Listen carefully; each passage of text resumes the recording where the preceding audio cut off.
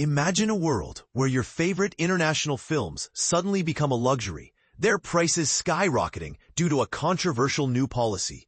This is the reality Malayalam cinema might soon face, thanks to former U.S. President Donald Trump's proposal to slap a 100% tariff on films made outside the U.S. But here's where it gets even more complicated. While Trump's plan seems aimed at Hollywood productions that have moved overseas for tax breaks, its ripple effects could shake the very foundations of global cinema, including India's thriving Malayalam film industry. Trump's announcement on Truth Social in September 2023 sent shockwaves across the entertainment world. He declared, "I will impose a 100% tariff on any and all movies made outside the United States," without providing details on how or when this would be implemented. This move, unprecedented in targeting a service rather than a physical product, has left many scratching their heads. After all, in today's interconnected world, defining where a film is truly made is no simple task. A single movie might have scenes shot in Los Angeles, sound editing done in Toronto, and color grading completed in Kochi. So where does it really belong?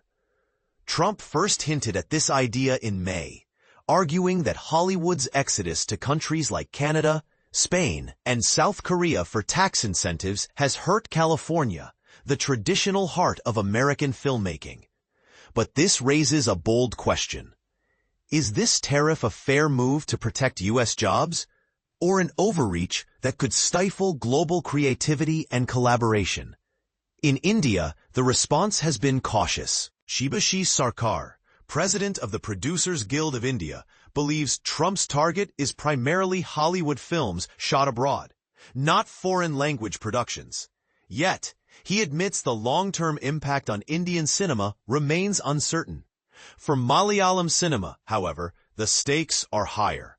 Post-pandemic, it has emerged as a global powerhouse, with 40 to 60% of its overseas revenue coming from the U.S., particularly the East Coast, home to a large Malayali diaspora. George Koshy, CEO of Infamous Coconuts, a production company based in LA and New York, warns that such a tariff could disrupt Malayalam cinema's U.S. stronghold. Smaller films might struggle to reach international theaters, he says. Distributors could either absorb the cost or raise ticket prices, potentially driving audiences to OTT platforms instead of cinemas.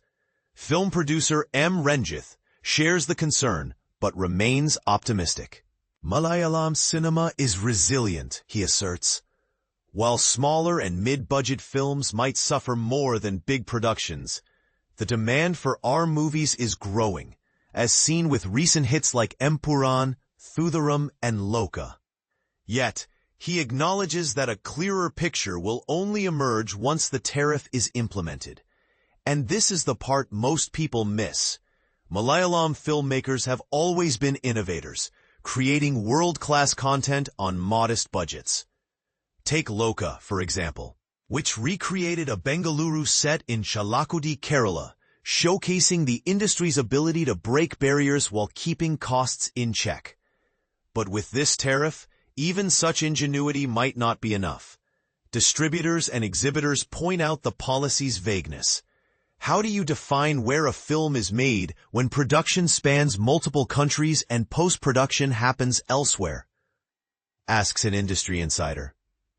This ambiguity could lead to unintended consequences, leaving smaller players in the lurch. So, is Trump's tariff a necessary correction or a short-sighted policy that could fragment the global film industry? As Malayalam cinema continues to captivate audiences worldwide, this proposal forces us to rethink the very idea of national boundaries in art. What do you think? Is this tariff fair, or does it go too far? Let's discuss in the comments.